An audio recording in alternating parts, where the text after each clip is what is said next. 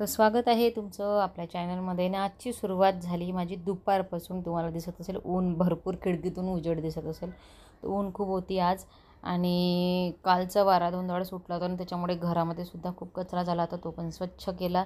आणि आता माझं किचनमधलं फिल्टरचं काम चालू आहे। मला ना पाण्यामध्ये थोडासा कचरा येऊन राहिला होता आणि तसंही 15 दिवसानंतर मी फिल्टर स्वच्छ करते, कारण का कचऱ्यामध्ये कधी कधी काय होतं, जास्त दिवस पाणी साचून राहिलं किंवा बाहेरगावी पण गेलो होतो, तिकडून आल्यावर सुद्धा मी ते फिल्टरचं पाणी काढलं नव्हतं।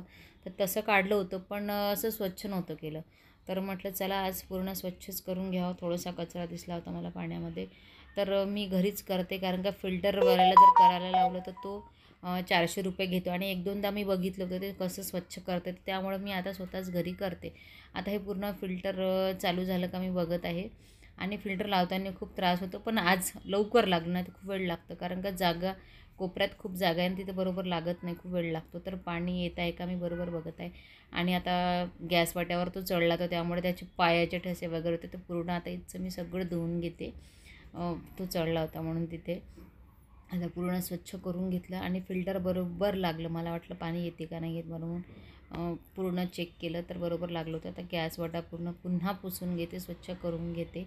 आणि माठसुद्धा धुतला मी आज, कारण का माठासुद्धा मला कचरा दिसत होता। माठ तर मी 2 दिवसातून एकदा स्वच्छच करते, पण तरी माठामध्ये कचरा झाला होता। मुलांच्या हातचा वापर असते त्यामुळे होतं कधी कधी असं।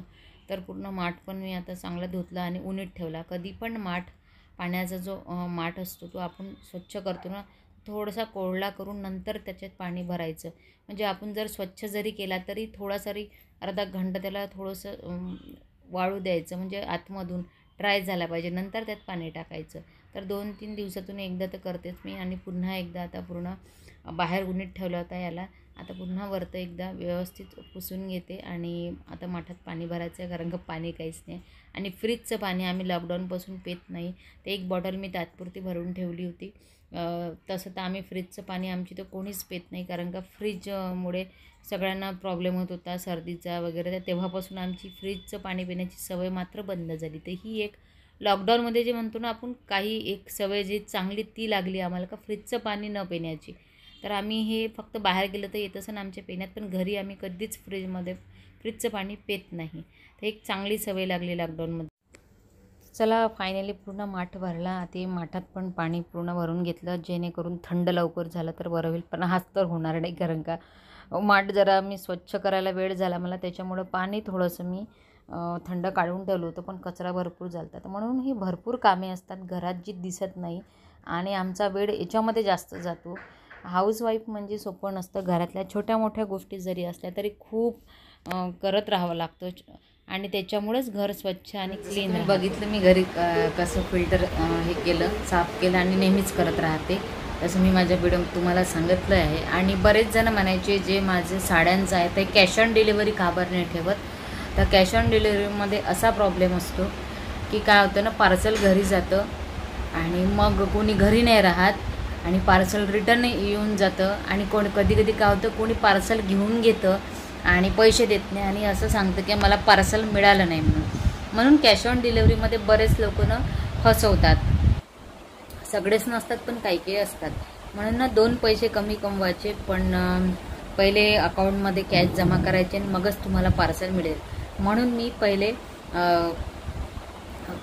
पहिले पेमेंट करा म्हणतो आणि नंतर तुम्हाला पार्सल पाठवतो, तेच कारण आहे। कारण का बऱ्याच ठिकाणी असं होतं की कस्टमर काय करतं, पार्सल घेऊन घेतं किंवा शेजारी कोणी घेऊन घेतं आणि मग मिळालं नाही म्हणून सांगतो, त्यामुळे काय होतं, आपण 2 पैसे कमवायच्या ऐवजी आपलं नुकसान। त्याच्यापेक्षा ना कमी पार्सल गेले तरी जमते, पण असा व्यवसाय कॅश ऑन डिलिव्हरीचा म्हणून ऑप्शनच ठेवत नाही, कारण का त्याच्यात नुकसान होतं आणि बरेच जण असे करतात।